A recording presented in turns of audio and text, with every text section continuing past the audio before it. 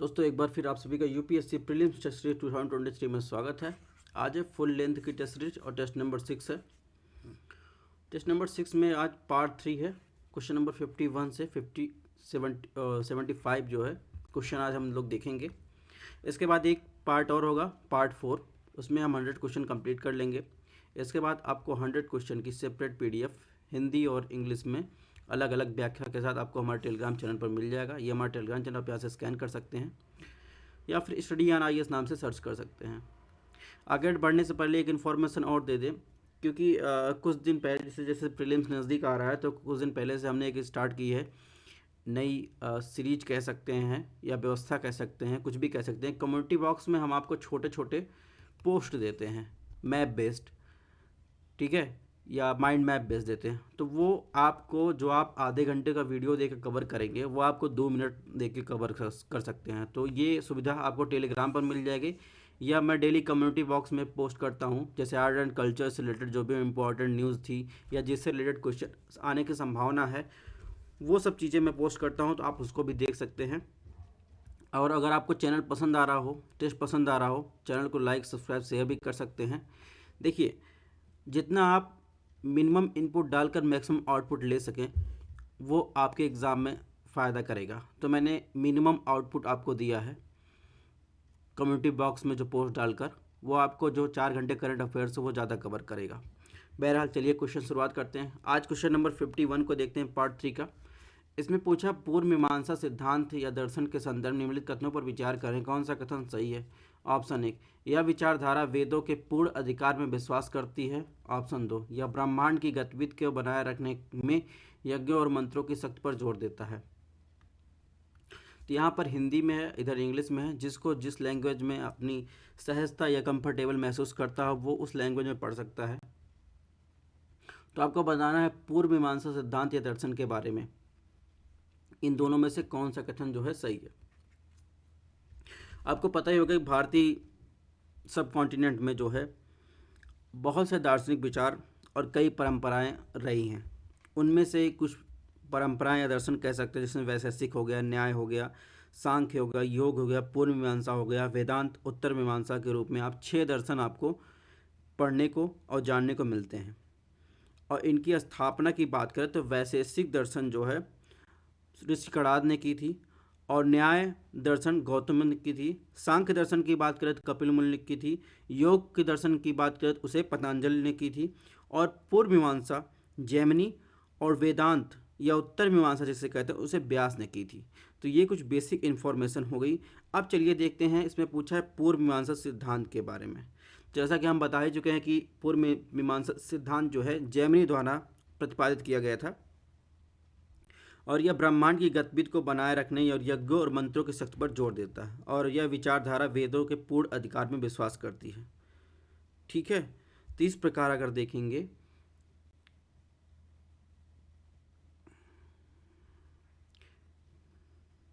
इसमें ऑप्शन 1 सही है। ऑप्शन 2 की बात करें, ऑप्शन 2 भी सही है। पूर्व मीमांसा सिद्धांत या दर्शन या ब्रह्मांड की गतिविधियों को बनाए रखने में यज्ञ और मंत्र की शक्ति पर जोर देता है। तो इस प्रकार इसमें 1 और 2 दोनों सही है। तो ये कुछ आपको व्याख्या रही, ठीक है, और इस हिसाब से आप देखेंगे कि दोनों आंसर सही है। क्वेश्चन नंबर 52 की बात कर लेते हैं।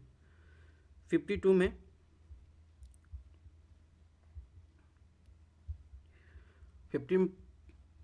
में पूछा है वीर शैववाद के संदर्भ में निम्नलिखित कथनों में कौन सा कथन सही नहीं है। ऑप्शन ए, इसने सभी मनुष्यों की समानता के लिए दृढ़ता से तर्क दिया। ऑप्शन बी, इसने पुनर्जन्म के सिद्धांत पर सवाल उठाया। ऑप्शन सी, इसने जैन धर्म के शिक्षाओं का समर्थन किया। ऑप्शन डी, इसने विधवाओं के पुनर्विवाह को अनुमति दी। तो आपको बताना है वीर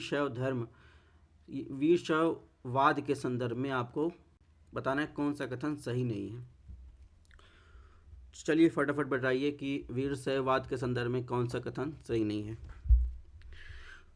अगर आपको हम वीर शैववाद के बारे में थोड़ी बहुत जानकारी दें तो उसमें कर्नाटक के 12वीं सदी में दार्शनिक और राजनेता बसवेश्वर ने वीर शैववाद की स्थापना की। उनके अनुयायियों ने वीर शैव, यानी वीर शैव का मतलब हुआ शिव के नायक या लिंगायत या लिंग पहनने वाले के रूप में जाना जाता था।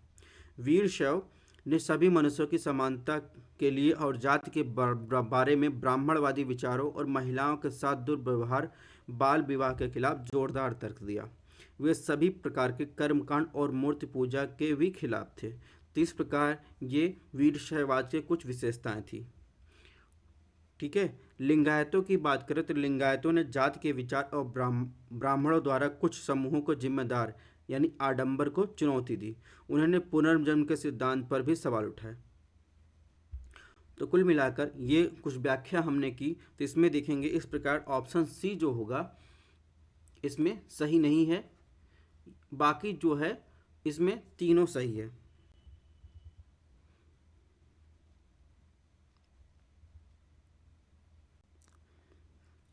निष्कर्षता आप कह सकते हैं कि वीरशैववाद जो है इसमें जो है न केवल ब्राह्मणवाद की अवहेलना की बल्कि इसने जैन धर्म का विरोध किया। ठीक है। चलिए नेक्स्ट क्वेश्चन की बात करें। क्वेश्चन नंबर 53 की बात करें। आनुपातिक आयकर के संबंध में निम्नलिखित कथनों पर विचार कीजिए। प्रोपोर्शनल इनकम टैक्स के संबंध में आपको बताना है कि इन दो कथनों में कौन सा कथन सही है। ऑप्शन ए की बात करें, यह कम आय वाले लोगों की तुलना में उच्च आय अर्जित करने वाले पर उच्च कर दर लगाता है। ठीक है। ऑप्शन दो, यह सकल घरेलू उत्पाद में उतार चढ़ाव के प्रति डिस्पोजेबल आय प्रयोज्य आय को कम संवेदनशील बनाने में मदद करता है। अगर इसका आप इंग्लिश ट्रांसलेशन पढ़ेंगे ऑप्शन दो का, it helps in making disposable income less sensitive to fluctuation in GDP. तो आपको बताना है कि इसमें कौन सा कथन सही है।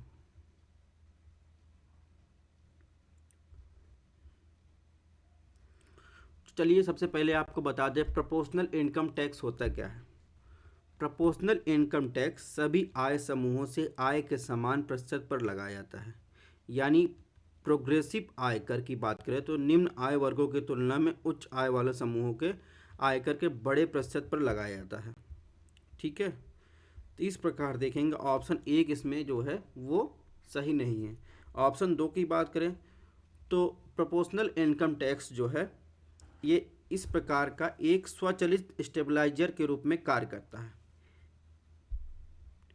क्योंकि यह एक डिस्पोजेबल आय बनाता है और इस प्रकार उपभोक्ता खर्च जीडीपी में उतार चढ़ाव के प्रति कम संवेदनशील होता है।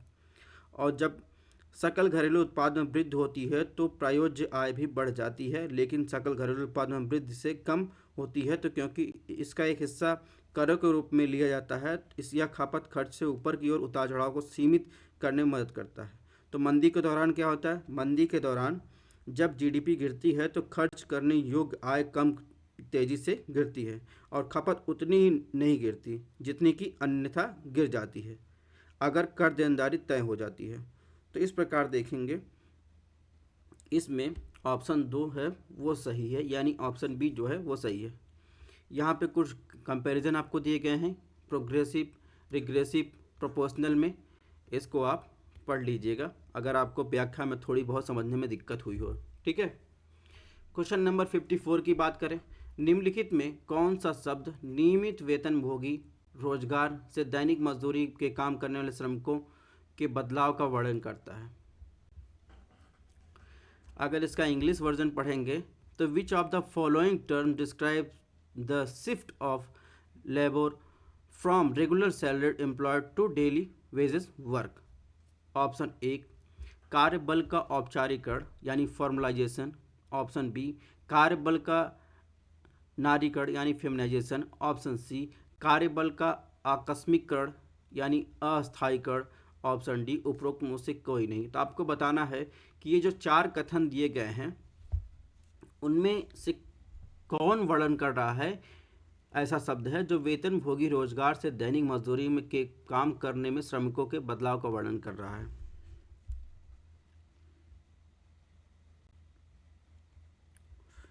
तो चलिए बताइए कौन सा उसमें वर्णन कर रहा है। अगर इसमें बात करें तो कार्यबल का जो अस्थायीकरण है वो स्वरोजगार और नियमित वेतनभोगी रोजगार से दैनिक या आकस्मिक मजदूरी को काम में जाने वाली कार्यबल की घटना है। तो इस प्रकार देखेंगे ये ऑप्शन सी जो हो जाएगा ये सही है। अगर कार्यबल का अनौपचारिकरण जो है उस स्थिति को संदर्भित करता है जिसमें औपचारिक क्षेत्र में कार्यबल के प्रतिशत में निरंतर गिरावट आती है और साथ ही साथ अनौपचारिक क्षेत्र में कार्यबल के प्रतिशत में वृद्धि होती है। तो भारत में लगभग 90% कार्यबल अनियमित अनौपचारिक क्षेत्र में है। अगर कार्य का फेमिनाइजेशन की बात करें तो उन प्रक्रियाओं को संदर्भित करता है जिनके माध्यम से किसी व्यवसाय में संरचना में परिवर्तन होता है जिससे महिलाओं का अनुपात पुरुषों के अनुपात से अधिक होता है। तो इस प्रकार जो है इसमें ऑप्शन सी सही है। क्वेश्चन नंबर 55 की बात करें, व्यापार घाटे और बजट घाटे दोनों को सामना करने वाली अर्थव्यवस्था को सामना करना पड़ता है, यानी an economy witnessing both trade deficit and budget deficit is said to be facing. Option एक स्टैगफ्लेशन यानी मुद्रास्फीति जनित मंदी। ऑप्शन बी तरलता जाल यानी liquidity trap. Option C twin घाटा। Option D twin balance sheet की समस्या। तो आपको बताना है कि इसमें जो है किसकी बात कर रहा है। ठीक है, अगर बात करें स्टैगफ्लेशन की, स्टैगफ्लेशन होता क्या है? स्टैगफ्लेशन धीमी आर्थिक वृद्धि जिसमें क्या होगी, इकोनॉमिक ग्रोथ स्लो होता है, इसके साथ साथ इन्फ्लेशन भी इंक्रीज होता है और अनएम्प्लॉयमेंट भी बढ़ता रहता है। ठीक है, और इसे जो है मुद्रास्फीति और सकल घरेलू उत्पाद में गिरावट के रूप में परिभाषित किया जाता है। तो ये हो गया स्टैगफ्लेशन। अब बात करेंगे लिक्विडिटी ट्रैप क्या होता है। लिक्विडिटी ट्रैप वह स्थिति होती है जब वर्तमान ब्याज दरें क्या होती हैं, इंटरेस्ट रेट को वो दरें कम होती हैं और बचत दरें अधिक हो जाती हैं। तो इस प्रकार जो है जिससे मौद्रिक नीति अप्रभावी हो जाता है। एक लिक्विडिटी ट्रैप में उपभोक्ता बांड से बचना चुनते हैं और अपने धन को बचत में रखते हैं क्योंकि प्रचलित धारणा है कि ब्याज दरें जल्द ही बढ़ेंगी। ठीक है, तो ये हुआ लिक्विडिटी ट्रैप। अब बात करेंगे ट्विन बैलेंस शीट। यही है जो इस ऑप्शन की व्याख्या कर रहा है, इस क्वेश्चन की, ट्विन बैलेंस शीट। तो ट्विन बैलेंस शीट क्या होता है, जब अर्थव्यवस्था में व्यापार घाटा, ठीक है, व्यापार घाटा में क्या होता है, चालू खाता एक बड़ा हिस्सा और बजट घाटा उच्च राजकोषीय घाटा के साथ दोनों हैं, तो इसे कहा जाता है जुड़वा घाटा या ट्विन घाटा। ठीक है, यानी जब अर्थव्यवस्था में व्यापार घाटा और बजट घाटा दोनों शामिल हों तो उसे क्या कहा जाता है, ट्विन घाटा कहा जाता है। तो इस प्रकार इसमें ऑप्शन सी जो है वो सही है। ट्विन बैलेंस शीट क्या होता है? ट्विन बैलेंस शीट की समस्या आपने सुना होगा, भारतीय कंपनी और बैंकों की समस्याग्रस्त बैलेंस शीट के संदर्भित करता है, अर्थात ऋणदाता और उधारकर्ता दोनों तनाव में रहते हैं। तो इस प्रकार इसमें ऑप्शन सी जो है वो सही है। क्वेश्चन नंबर 56 की बात करें, भारत में बजट के संदर्भ में निम्नलिखित में कौन सा युग्म सुमेलित है? कुछ टर्मिनोलॉजी दी गई है, उसकी परिभाषा दी गई है, आपको बताना है कौन सा सही सुमेलित है। ऑप्शन एक परिव्यय आउटले, किसी दी गई योजना के लिए बजट में प्रदान की गई राशि। आउटपुट संकेतकों के माध्यम से व्यक्त गुणात्मक सुधार। आउटकम भौतिक इकाइयों में व्यक्त योजनाओं को मापने योग्य उत्पाद। तो आपको बताना है कि इन तीनों में से कौन सा ऑप्शन सुमेलित है। तो इसमें जो सुमेलित है, एक ही सुमेलित है, परिव्यय आउटले। ठीक है, परिव्यय क्या होता है, आउटले क्या होता है, वह राशि जो किसी दी गई योजना और परियोजना के लिए प्रदान की जाती है। जबकि निष्पादन या आउटपुट की बात करें तो कार्यक्रम गतिविधियों के प्रत्यक्ष और मापने योग्य उत्पाद को संदर्भित करता है, जिसे अक्सर भौतिक शब्दों या इकाइयों में व्यक्त किया जाता है। और इसके अलावा अगर परिणाम की बात करें, आउटकम की बात करें, तो यह सेवाओं के वितरण में लाए गए सामूहिक परिणाम या गुणात्मक सुधार है, जिन्हें अक्सर पूर्ण या पहले संकेतकों या बेंचमार्क के सुधार के संदर्भ में व्यक्त किया जाता है। तो इस प्रकार देखेंगे इसमें केवल और केवल ऑप्शन 1 जो है वो सुमेलित है। 2017-18 की बात करें, उसमें यह निर्णय लिया गया था कि 68 जो मंत्रालय और विभाग उनकी योजनाओं को निष्पादन यानी आउटपुट और परिणाम, ठीक है, यानी आउटकम दस्तावेजों के एक भाग के रूप में वित्तीय परिव्यय के साथ उपलब्ध होंगे। ठीक है, तो इसी से ये क्वेश्चन गढ़ा गया है। क्वेश्चन नंबर 57 की बात करें, इसमें पूछा राष्ट्रीय आय एक निश्चित समय अवधि में देश की आर्थिक गतिविधि के स्तर का माप है। इसके संदर्भ में राष्ट्रीय आय में वृद्धि को सीमित करने वाले कारक क्या हैं? सही उत्तर आपको बताना है। ऑप्शन 1 अकुशल श्रम बल का अधिशेष, ऑप्शन बी अस्थिर सरकार, ऑप्शन सी अर्थव्यवस्था में विदेशी पोर्टफोलियो निवेश एफपीआई का उच्च प्रतिशत। तो आपको बताना है कि राष्ट्रीय आय के वृद्धि को सीमित करने वाले जो 3 कारक दिए गए हैं इसमें कौन कौन से शामिल हैं। तो जैसे कि आपको पता होगा कि इकोनॉमिक डेवलपमेंट को देश के कुल उत्पादन या वास्तविक सकल घरेलू उत्पाद या सकल राष्ट्रीय उत्पाद में वृद्धि से मापा जाता है। ठीक है, किसी देश का जीडीपी किसी देश के भीतर एक निश्चित अवधि में उत्पादित सभी अंतिम वस्तुओं और सेवाओं का कुल मूल्य होता है। इसलिए सकल घरेलू उत्पाद में वृद्धि से किसी देश के उत्पादन में वृद्धि होती है। ठीक है, यहाँ पर जीडीपी का फार्मूला दिया है, जिसको न समझ में आ रहा हो वो देख सकता है। तो ऐसे कई निर्धारक या कारक हैं जो राष्ट्रीय आय के आकार को प्रभावित करते हैं। जैसे उत्पादन के कारकों की बात करें तो उत्पादन के कारकों का भंडार यानी भूमि, श्रम, पूंजी, संगठन। ठीक है, तो इसमें देखेंगे, इसमें जो है अकुशल जो श्रम बल है उसका अधिशेष अगर हो जाए, सरप्लस हो जाए, यानी अनस्किल्ड लेबर अगर से हो जाए तो वो भी इसको नेशनल जो है इनकम में वृद्धि को बाधित करते हैं। ठीक है, अगर अनस्टेबल गवर्नमेंट रहती है तो उसके अनस्टेबल रहने पर भी जो है राष्ट्रीय आय में वृद्धि को बाधित करती है।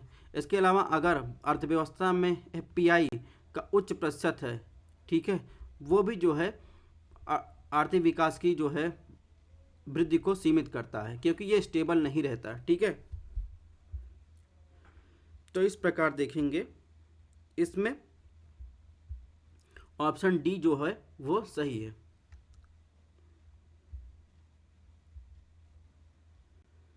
क्वेश्चन नंबर 58 की बात करें, निवेशक जो स्टार्टअप कंपनी और छोटे व्यवसायों को धन प्रदान करते हैं जिनके बारे में माना जाता है कि उनमें दीर्घकालिक विकास क्षमता है, यह आमतौर पर अच्छी तरह से बंद निवेशक और निवेशक बैंकों और किसी अन्य वित्तीय संस्थानों से आता है। हालांकि यह हमेशा केवल एक मौद्रिक रूप नहीं लेता, इसे तकनीकी या प्रबंधकीय विशेषज्ञता के रूप में प्रदान किया जा सकता है। उपर्युक्त परिच्छेद में निम्नलिखित में किस प्रकार के निवेश का सही वर्णन किया गया है। तो आपको बताना है कि ये जो गद्यांश दिया गया है इस परिच्छेद में इन 4 ऑप्शनों जिसमें एंजल इन्वेस्टमेंट है, वेंचर कैपिटल है, पर्सनल इन्वेस्टमेंट है, पीयर टू पीयर लेंडिंग है, इन चारों में से किसके बारे में ये स्टार्टअप या निवेशक की बात की गई है। तो इसमें देखेंगे जो वेंचर कैपिटल फंड होता है वो क्या होता है, उद्यम पूंजी का वह वित्त पोषण है जो निवेशक स्टार्टअप कंपनियों और छोटे व्यवसायों को प्रदान करते हैं जिनके बारे में माना जाता है कि उनमें दीर्घकालिक विकास क्षमता है। उद्यम पूंजी आमतौर पर अच्छी तरह से स्थापित निवेशकों, निवेशक बैंकों और किसी भी अन्य वित्तीय संस्थानों से आती। हालांकि यह हमेशा केवल एक मौद्रिक रूप नहीं लेता, इसे तकनीकी या प्रबंधकीय विशेषज्ञता के रूप में प्रदान किया जाता है। तो इस प्रकार इसमें ऑप्शन बी जो है सही होगा। अगर दोस्तों बात करें एंजल इन्वेस्टर की, ठीक है, तो एंजल इन्वेस्टर जो होता है छोटे व्यवसायों के लिए या उभरते उद्योगों से आने वाले व्यवसायों के लिए पूंजी आमतौर पर उच्च निवल मूल्य वाले व्यक्तियों द्वारा प्रदान की जाती है, जिन्हें अक्सर क्या कहा जाता है, एंजल इन्वेस्टर कहा जाता है सिंपल लैंग्वेज में। अगर बात करें तो पर्सनल इन्वेस्टमेंट की, वो क्या होता है कि व्यवसाय के मालिक अक्सर अपनी कंपनियों में निवेश करने के लिए परिवार, दोस्त या करीबी परिचितों से भरोसा करते हैं और खासकर इनसे पैसा लेकर शुरुआत करते हैं। लेकिन स्टार्टअप में एक सीमा भी है कानूनी, ठीक है, ये भी जाने। इसके अलावा पीयर टू पीयर लेंडिंग की बात करें तो ऐसे व्यक्ति या समूह जो छोटे व्यवसाय के मालिकों को धन की पेशकश करते हैं, इन निवेशकों के साथ काम करने के लिए उद्यमी को उन कंपनियों के साथ आवेदन करना चाहिए तो जो पीयर टू पीयर उधार देने में विशेषज्ञ हैं। ठीक है, जैसे अगर बात करें तो प्रॉस्पर या लेंडिंग क्लब, ये जो है पीयर टू पीयर लेंडिंग में आते हैं। तो कुल मिलाकर इसमें ऑप्शन बी जो है वो सही है। क्वेश्चन नंबर 59 की बात करें, 59 में क्या पूछा है, 59 पूछा है, निधि कंपनियों के संदर्भ में निम्नलिखित में कौन सा कथन सही नहीं है। ऑप्शन एक, वे पारस्परिक लाभ वाली संस्थाएं हैं, उनका व्यवहार केवल सदस्यों तक सीमित है। ऑप्शन बी, उनके धन का मुख्य स्रोत एंजल निवेशकों का योगदान है। ऑप्शन सी, वे गैर बैंकिंग वित्त कंपनियों या एनबीएफसी की परिभाषा में शामिल है। ऑप्शन डी, वे कंपनी अधिनियम 1956 के तहत जो है 1956 के तहत जो है पंजीकृत हैं। तो आपको बताना है कि निधि कंपनियों के संदर्भ में कौन सा कथन सही नहीं है।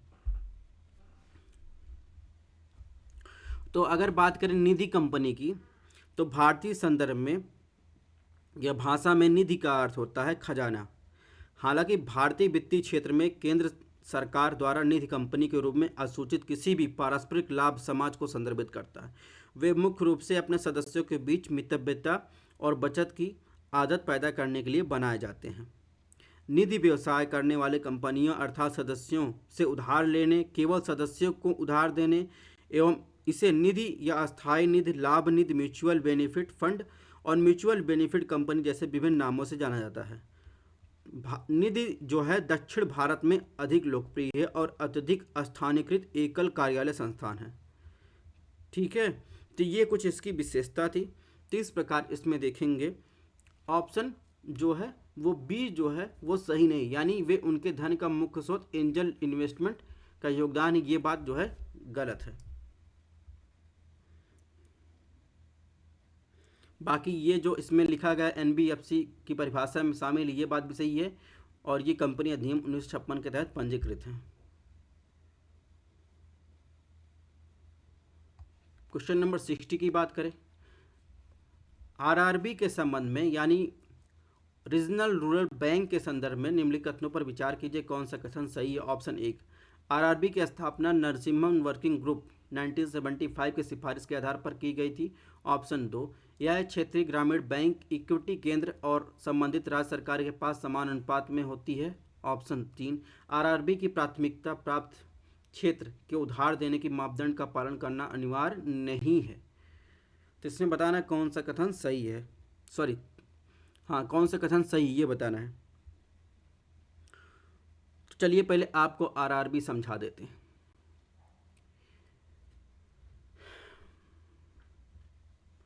जैसे अगर बात करें उत्तम बिहार ग्रामीण बैंक, इसके अलावा बहुत सारे ये रीजनल रूरल बैंक हैं। तो ये क्या होते हैं, ये एक वित्तीय संस्थान होते हैं जो कृषि और अन्य ग्रामीण क्षेत्रों के लिए पर्याप्त ऋण सुनिश्चित करते हैं। क्षेत्रीय ग्रामीण बैंकों की स्थापना नरसिम्हन वर्किंग ग्रुप 1975 की सिफारिश के आधार पर जो है 1976 में आरआरबी एक्ट के माध्यम से की गई थी। ठीक है, और पहला क्षेत्रीय ग्रामीण बैंक जो है 2 अक्टूबर 1975 को स्थापित किया गया था। अगर इक्विटी स्प्लिट की बात करें तो इसमें 50% जो होता है वो यूनियन का होता है, केंद्र सरकार का, और 15% स्टेट का होता है, और 35% जो होता है वो स्पॉन्सर्ड बैंक का होता है। जैसे अगर मान लीजिए ये उत्तम बिहार बैंक है, इसको जो है इसमें देखिए इसके डेबिट कार्ड पे लिखा होगा सेंट्रल बैंक ऑफ इंडिया, तो ये क्या होगा स्पॉन्सर्ड बैंक। तो 35% इक्विटी क्या होगी, ये सेंट्रल बैंक ऑफ इंडिया की होती है। इस प्रकार जो है इसमें ये इक्विटी स्प्लिट होता है। और अगर बात करें प्राइमरी सेक्टर लेंडिंग की बात करें तो उसमें जो भी क्षेत्रीय ग्रामीण बैंक हैं उनको भी अपने प्राथमिकता प्राप्त क्षेत्र को उधार देना अनिवार्य होता है। ठीक है, और 1 जनवरी 2016 में संशोधित करके जो पहले 60% था पीएसएल को, अब क्या कर दिया गया 75% जो है अनिवार्य कर दिया गया है, जबकि वहीं अन्य कमर्शियल बैंकों को ये 40% है। तो इस प्रकार देखेंगे केवल इसमें जो है ऑप्शन 1 सही, ऑप्शन 2 भी गलत, ऑप्शन 3 भी गलत। तो इस प्रकार इसमें केवल ऑप्शन ए जो है सही है। क्वेश्चन नंबर 61 की बात करें, मिश्रित अर्थव्यवस्था की प्रमुख विशेषताओं के संदर्भ में निम्नलिखित कथनों पर विचार कीजिए, कौन सा कथन सही है। ऑप्शन 1, निजी और सार्वजनिक क्षेत्र का वह सह-अस्तित्व है इसमें। ऑप्शन 2, सरकार केवल सामाजिक कल्याण के लिए हस्तक्षेप करती है। ऑप्शन 3, सभी वस्तुओं की कीमतें बाजार की शक्तियों द्वारा निर्धारित की जाती हैं। तो इसमें बताना है मिक्स्ड इकोनॉमी के संदर्भ में कौन सा कथन जो है सही है। तो चलिए थोड़ा सा मिक्स्ड इकोनॉमी की बात कर लें पहले, बाकी और इकोनॉमी की चर्चा हम टाइप कितने टाइप की इकोनॉमी होती है इसकी चर्चा हम लोग आगे करेंगे। पहले इस क्वेश्चन को सॉल्व कर लेते हैं। तो मिक्स्ड इकोनॉमी एक ऐसा सिस्टम होता है जो बाजार, कमान और पारंपरिक अर्थव्यवस्था की विशेषताओं से लैस होता है। तीनों जो है के लाभों से लाभान्वित होता है और पूंजीवाद समाजवाद का सुनहरा इसमें मिश्रण देखा जाता है।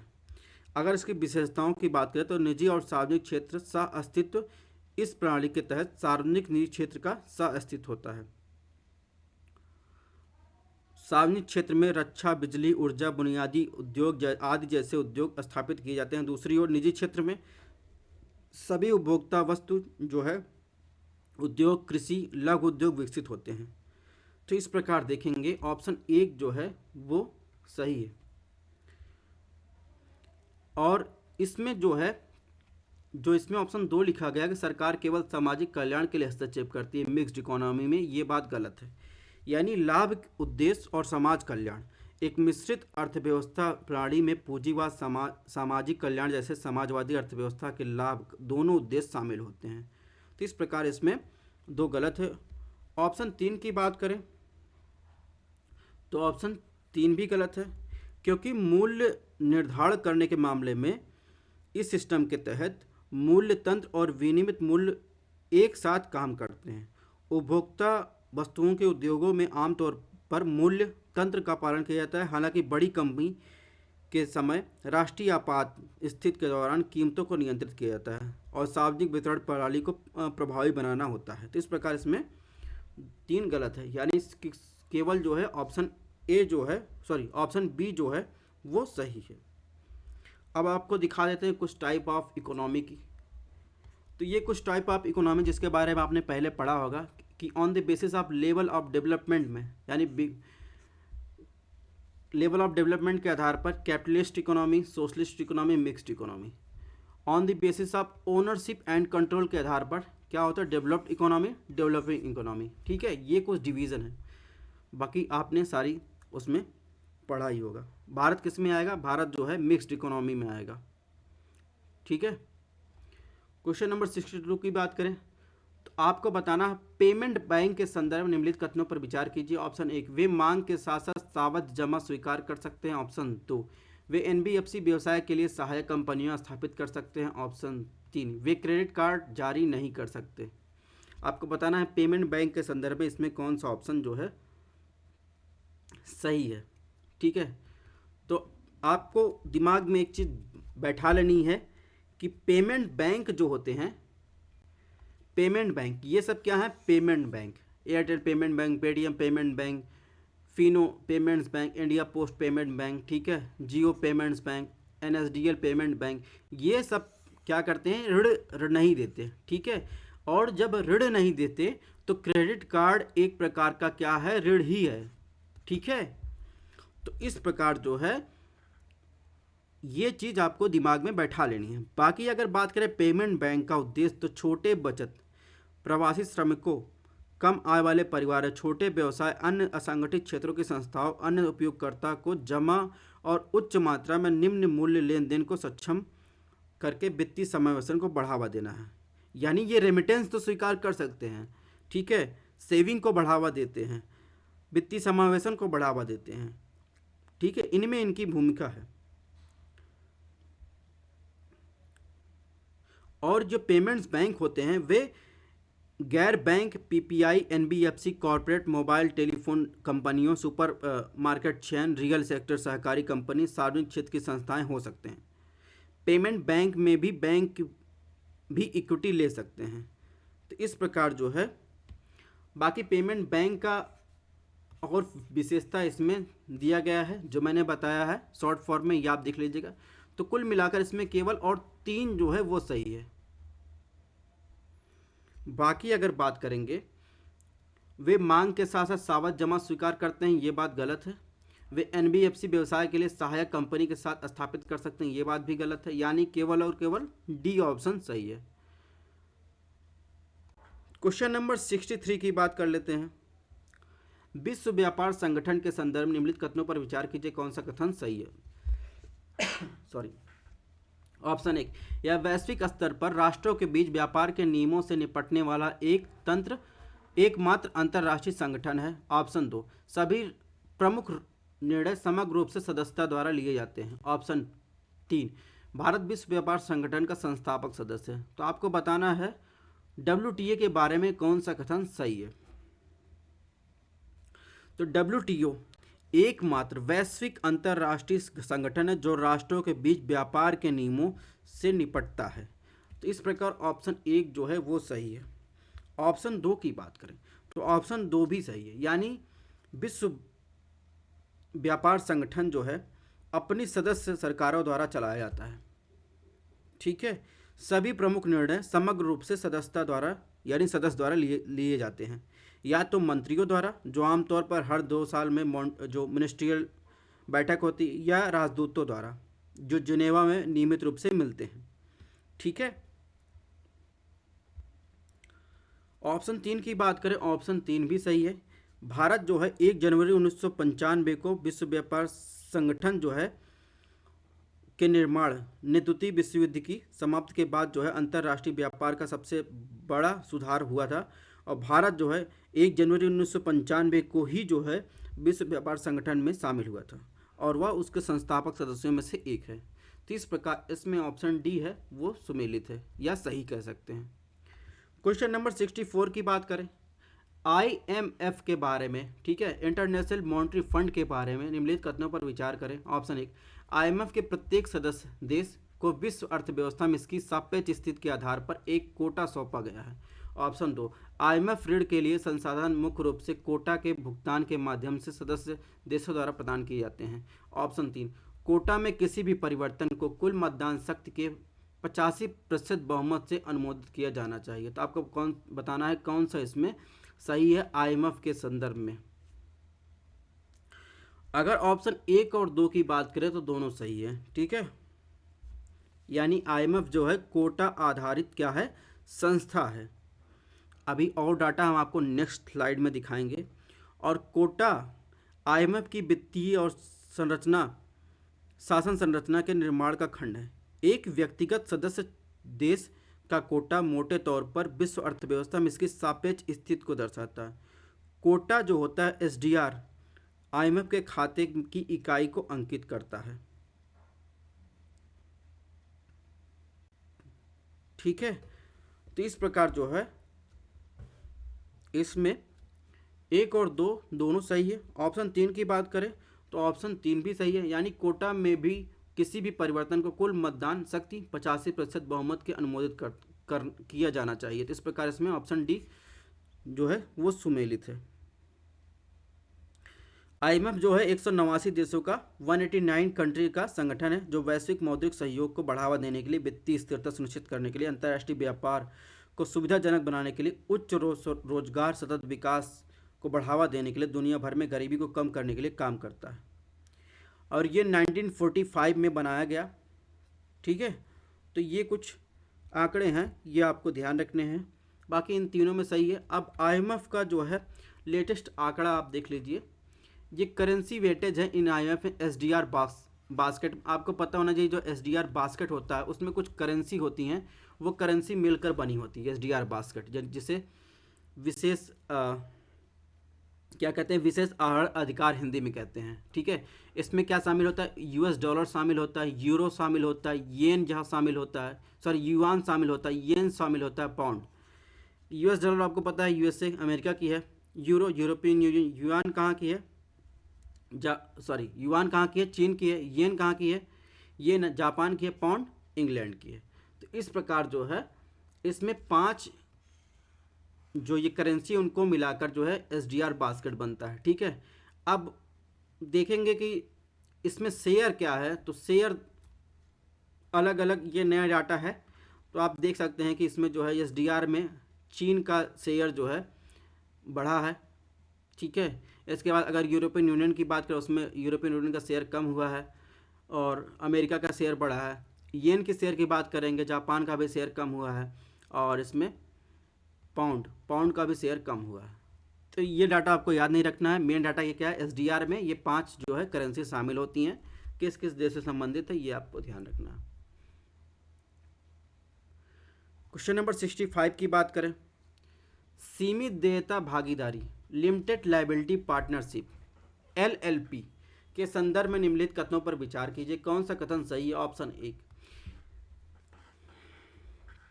यह बड़ी कॉरपोरेट संस्थाओं के वित्तीय संरचना को फिर से काम करने के लिए आरबीआई की एक योजना है। ऑप्शन 2,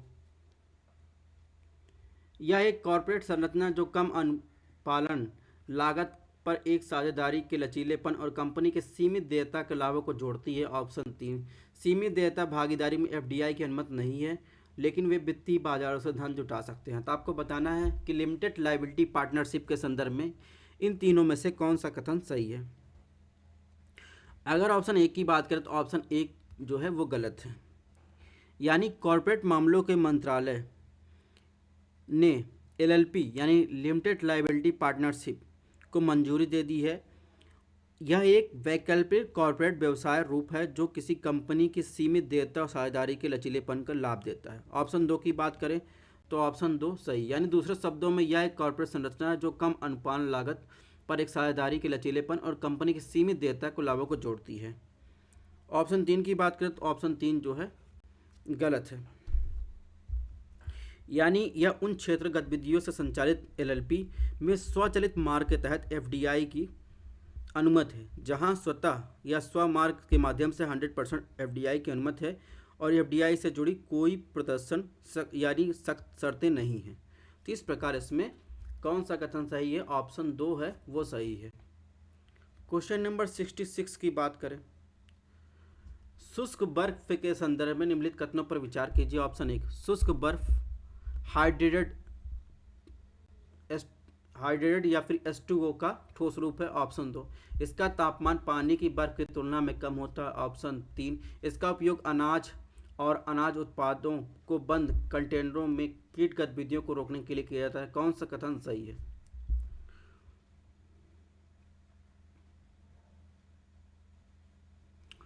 तो ये देखिए, ये ड्राई आइस है, इसमें क्या लिखा है, dry ice is actually solid carbon dioxide eight a temperature of -79 degree Celsius. ठीक है, तो चलिए ड्राई आइस के बारे में बात करें, इन तीनों में से कौन सा कथन जो है सही है। तो इसमें जो है इसका तापमान पानी के बर्फ की तुलना में कम होता है, एक बात तो ये सही है।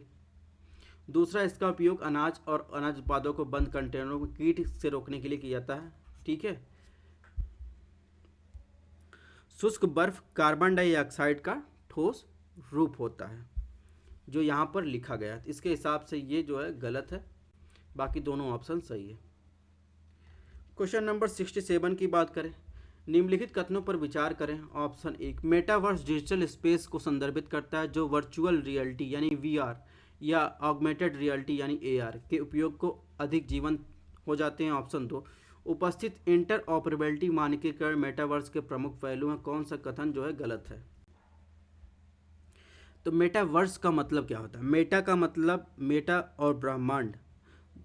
ठीक है, मेटावर्स दो शब्दों से मिलकर बना है, मेटा और ब्रह्मांड। मेटा का अर्थ होता है परे, तो मेटावर्स एक ब्रह्मांड है जो ब्रह्मांड से परे है जैसा कि हम जानते हैं, और यह एक आभासी दायरे में मौजूद है लेकिन वास्तविक जैसा लगता है। तो इस प्रकार इसमें ऑप्शन 1 की बात करें, ऑप्शन 1 जो है बिल्कुल सही है। ऑप्शन 2 की बात करें तो ऑप्शन 2 भी सही है, यानी मेटावर्स के 3 प्रमुख पहलू होते हैं। ठीक है,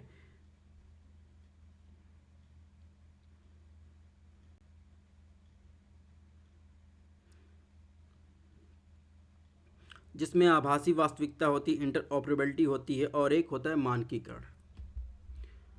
तो कुल मिलाकर इसमें ना तो एक ना तो दो, ऑप्शन डी सही है। क्वेश्चन नंबर 68 की बात करते हैं, 1 सेकंड का टाइम दीजिएगा।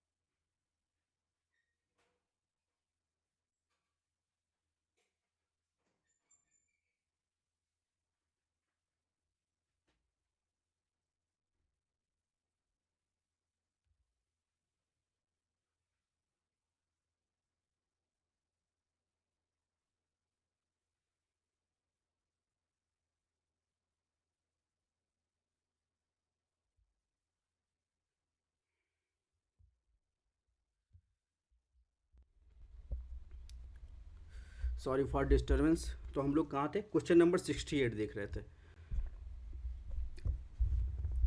तो 68 क्वेश्चन में पूछा है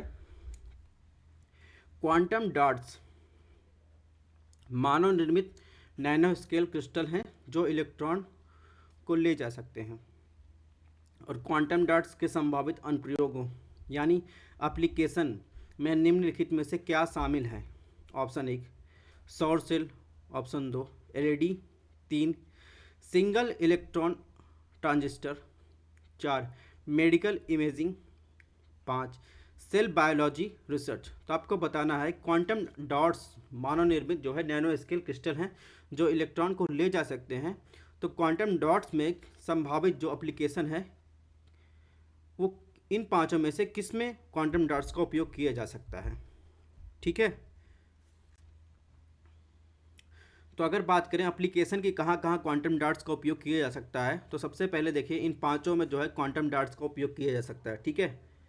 तो क्वांटम डॉट्स होता क्या है? क्वांटम डॉट्स होता है कुछ नैनोमीटर आकार के अर्धचालक सेमीकंडक्टर कण होते हैं जिनमें ऑप्टिकल और इलेक्ट्रॉनिक गुण होते हैं जो क्वांटम यांत्रिकी के कारण बड़े कणों से भिन्न होते हैं। जब क्वांटम डॉट्स जो है यूवी प्रकाश द्वारा प्रकाशित होते हैं तो क्वांटम डॉट्स में इलेक्ट्रॉन की उच्च ऊर्जा की स्थिति जो है उत्साहित हो सकता है।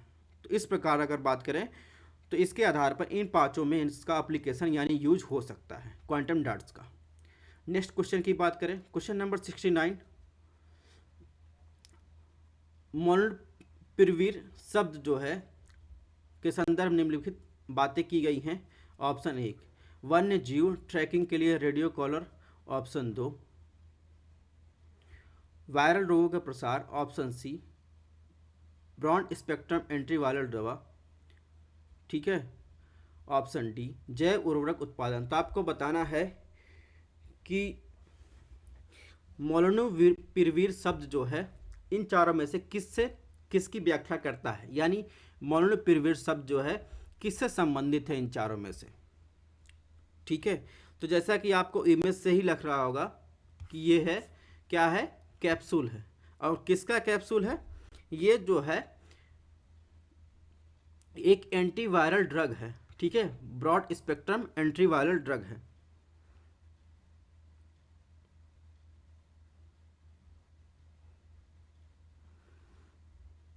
तो इस प्रकार जो है इसमें ऑप्शन सी जो है वो सुमेलित है। क्वेश्चन नंबर 70 की बात करें, 70 में क्या पूछा है?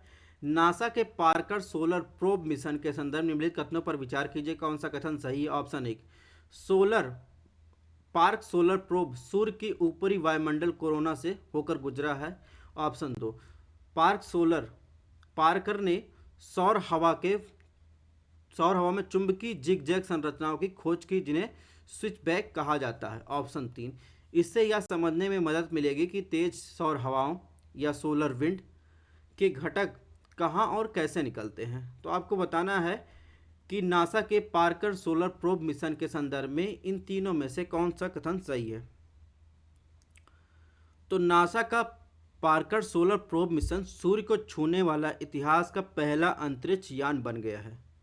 नासा का पार्कर सोलर प्रोब सूर्य की ऊपरी वायुमंडल कोरोना, जो सूर्य का सबसे आउटर लेयर होता है उसे क्या कहते हैं? कोरोना, और वहां मौजूद कणों के चुंबकीय क्षेत्रों से होकर गुजरा है। तो इस प्रकार इसमें ऑप्शन 1 सही है। ऑप्शन 2 की बात करें, ऑप्शन 2 भी सही है कि पार्कर ने सोलर विंड में जो मैग्नेटिक चुंबकीय जिगजैग संरचनाओं की खोज की जिन्हें क्या कहते हैं? स्विचबैक कहा जाता है। इसके अलावा ऑप्शन 3 की बात करें, ऑप्शन 3 भी सही है। इससे यह समझने में मदद मिलेगी कि जो एक्सट्रीम सोलर विंड है उनके घटक और कहाँ से कैसे निकलते हैं वो सोलर विंड। ठीक है। तो इस प्रकार जो है इसमें 1 2 3 यानी ऑप्शन डी जो है वो सही है। क्वेश्चन नंबर 71 की बात कर लेते हैं। निम्नलिखित कथनों पर विचार कीजिए, कौन सा कथन सही है? ऑप्शन 1 जलीय जीवों में सांस लेने की दर स्थलीय जीवों की तुलना में धीमी होती है, ऑप्शन 2 स्थलीय जीवों श्वसन के लिए वातावरण में ऑक्सीजन का उपयोग करते हैं। तो इसमें जो है अगर देखेंगे ऑप्शन 1 जो है वो गलत है, यानी चूंकि हवा की बात करें तो एयर में ऑक्सीजन की मात्रा की तुलना में घुलित ऑक्सीजन की मात्रा काफ़ी कम होती है। तो इससे क्या होगा? जलीय जीवों में सांस लेने की दर स्थलीय जीवों की तुलना में बहुत तेजी होगी। ठीक है, समझ में आया। तो इस प्रकार मछलियों अपने मुंह से पानी लेती हैं और गलफड़ों के पास से जो है ले जाती हैं, यहाँ जहाँ घुली हुई ऑक्सीजन की रक्त दर द्वारा ग्रहण की जाती है। तो इस प्रकार देखेंगे इसमें जो है ऑप्शन एक जो है वो गलत है, यहाँ होना चाहिए अधिक, तो इस तब ये सही होता। क्वेश्चन नंबर ऑप्शन नंबर 2 की बात करें तो ऑप्शन नंबर 2 सही है, यानी असली जीव श्वसन के लिए वातावरण में ऑक्सीजन का उपयोग करते हैं। तो इस प्रकार जो है इसमें जो है सही होगा ऑप्शन 2। क्वेश्चन नंबर 72 की बात करें, हाइड्रोजन के संदर्भ में निम्नलिखित कथनों पर विचार करें, सभी आधात्विक तत्व हैं। ऑप्शन 2, हाइड्रोजन एकमात्र आवर्त सारणी समूह जिसमें तत्वों के 3 मुख्य अवस्थाएं होती हैं। ऑप्शन 3, इनका उपयोग जल शोधन में कीटाणु नाशक के रूप में किया जाता है। कौन सा कथन सही है? तो हाइड्रोजन की बात करें, ये आवर्त सारणी में गैर धातु तत्व की एक श्रृंखला होती है जिसमें 5 रासायनिक रूप होते हैं। ठीक है, ये 5 रासायनिक रूप हैं जिसे फ्लोरीन, क्लोरीन, ब्रोमीन, आयोडाइन और एस्टेटेटिन जो है के नाम से जाना जाता है।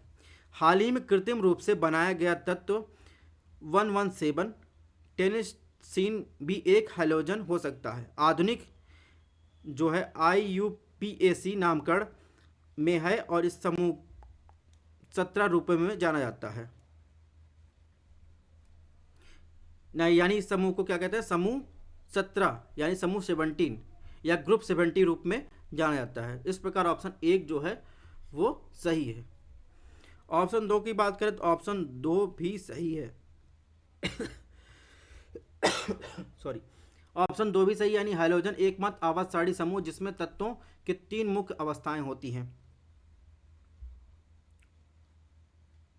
इसके अलावा ऑप्शन 3 की बात करें तो ऑप्शन 3 भी सही है, यानी इनका उपयोग जो है जल शोधन में कीटाणुनाशक जो है के रूप में किया जाता है। तो कुल मिलाकर इसमें ऑप्शन डी जो है वो सही है। क्वेश्चन नंबर 73 की बात करें, स्पिनिंग व्हाइट ड्वार्फ के संदर्भ में निम्नलिखित कथनों पर विचार करें। कौन सा कथन सही है? ऑप्शन 1, यह बाइनरी स्टार सिस्टम का एक हिस्सा है जो चुंबकीय प्रोपेलर प्रणाली के प्रभाव में इसका अत्यधिक गुरुत्वाकर्षण प्लाज्मा के रूप में अपने बड़े तारे से सामग्री खींच रहा है। ऑप्शन 2, चुंबकीय प्रोपेलर प्रणाली के तहत white dwarf binary star system से प्लाज्मा को आकर्षित करता है। हालांकि व्हाइट ड्वार्फ को चुंबकीय क्षेत्र एक सुरक्षात्मक बाधा के रूप में कार्य करता है जिससे अधिकांश प्लाज्मा दूर हो जाता है। तो आपको बताना है स्पिनिंग व्हाइट ड्वार्फ के संदर्भ में इन दोनों कथनों में से कौन सा कथन सही है। ऑप्शन 1 की बात करें तो ऑप्शन 1 जो है सही है, यानी सबसे तेज स्पिनिंग व्हाइट ड्वार्फ है। ठीक है, जिसका नामकरण आपने इसमें लिखा होगा J0240+1952। ये क्या है? सबसे तेज स्पिनिंग व्हाइट ड्वार्फ है जो बाइनरी स्टार सिस्टम का एक हिस्सा है और यह पृथ्वी के आकार का है, लेकिन कम से कम जो है ये 2 लाख 2 लाख गुना अधिक विशाल है। तो इस प्रकार इसमें ऑप्शन 1 और 2 जो है दोनों सही है, यानी ऑप्शन सी। यानी व्हाइट ड्वार्फ वे तारे होते हैं जिन्हें उस समय के सभी हाइड्रोजन को जला दिया गया है जो एक बार परमाणु ईंधन के रूप में इस्तेमाल करते हैं, और ऐसे तारों का घनत्व तो बहुत अधिक होता है और एक सामान्य सफ़ेद बौना हमारे सूर्य के आधे के आकार का होता है और इसका सतह गुरुत्वाकर्षण जो होता है पृथ्वी से लगभग जो है 1 लाख गुना अधिक होता है। क्वेश्चन नंबर 74 की बात करें, क्रायोजेनिक इंजन के संदर्भ निम्नलिखित कथनों पर विचार कीजिए। कौन सा कथन सही है? ऑप्शन 1, क्रायोजेनिक चरण अंतरिक्ष प्रक्षेपण यान का पहला चरण है। ऑप्शन 2, क्रायोजेनिक इंजन प्रणोदक रूप से तरल ऑक्सीजन और तरल हाइड्रोजन का उपयोग करता है। ऑप्शन 3, वे आमतौर पर ऊपरी चरण के लिए तैयार किए जाते हैं। तो आपको बताना है क्रायोजेनिक जो है इंजन के संदर्भ में इन तीनों में से कौन सा कथन सही है। ऑप्शन 1 की बात करें तो ऑप्शन 1 जो है बिल्कुल गलत है, यानी क्रायोजेनिक चरण अंतरिक्ष प्रक्षेपण यान का अंतिम चरण है। ठीक है, तो इस प्रकार ऑप्शन 1 गलत है। और जो क्रायोजेनिक का उपयोग करता है क्रायोजेनिक्स अंतरिक्ष में भारी धातुओं को उठाने रखने के लिए बेहद कम तापमान पर सामग्री के उत्पादन व्यवहार का अध्ययन करते हैं। इसके अलावा ऑप्शन 2 की बात करें, ऑप्शन 2 सही है, ठीक है, और 3 भी सही है। तो इस प्रकार देखेंगे इसमें कौन सा सही है, ऑप्शन सी जो है वो सही है। क्वेश्चन नंबर 75 की बात करें, निम्नलिखित कथनों पर विचार करें। ऑप्शन 1, उल्का पिंड चट्टान और बर्फ के टुकड़े होते हैं जो धूमकेतु से निकलते हैं। ऑप्शन 2, धूमकेतु एक अपेक्षाकृत छोटे कभी कभी सक्रिय वस्तु है जिसका बर्फ सूरज की रोशनी में वाष्पीकृत नहीं हो सकता। कौन सा कथन सही है? तो उल्का पिंड की बात जो कर रहा है, तो उल्का पिंड क्या होता है? चट्टान और बर्फ के टुकड़े होते हैं जो धूमकेतु से निकलते हैं, ठीक है। और ये क्या होते हैं कि ये सूर्य के चारों ओर अपनी कक्षाओं में घूमते हैं। उल्का वर्षा तब देखी जाती है जब पृथ्वी धूमकेतु या क्षुद्र ग्रह द्वारा छोड़े गए मलबे के निशान से गुजरती है। अधिकांश उल्काएं जमीन से टकराने से बहुत पहले ही जल जाती हैं, जिससे संपत्ति और लोगों को कोई खतरा नहीं होता। कभी कभी ऐसा होता है कि सामग्री की एक छोटी मात्रा जो है पृथ्वी के वायुमंडल में प्रवेश करने से बच जाती है और ग्रह की सतह के ऊपर जो है फट जाती है। तो इस प्रकार इसमें ऑप्शन 1 सही। ऑप्शन 2 की बात करें, ऑप्शन 2 जो है गलत है, यानी उल्का पिंड चट्टान और बर्फ के टुकड़े होते हैं, ये बात सही है, जिन्हें धूमकेतु के बाहर निकाल दिया जाता है क्योंकि वह सूर्य के चारों ओर अपनी कक्षाओं में घूमते हैं, ठीक है, और उल्का वर्षा भी देखी जाती है। तो इस प्रकार जो है कभी कभी सामग्री एक छोटी मात्रा पृथ्वी के वायुमंडल में प्रवेश करने से बच जाती है, यही सतह के ऊपर आकर फट जाती है। तो कुल मिलाकर अगर ये व्याख्या देखेंगे तो इससे क्या होता है, ऑप्शन 2 जो है वो गलत है, यानी इसमें सही पूछा ऑप्शन 1 जो होगा वो सही होगा।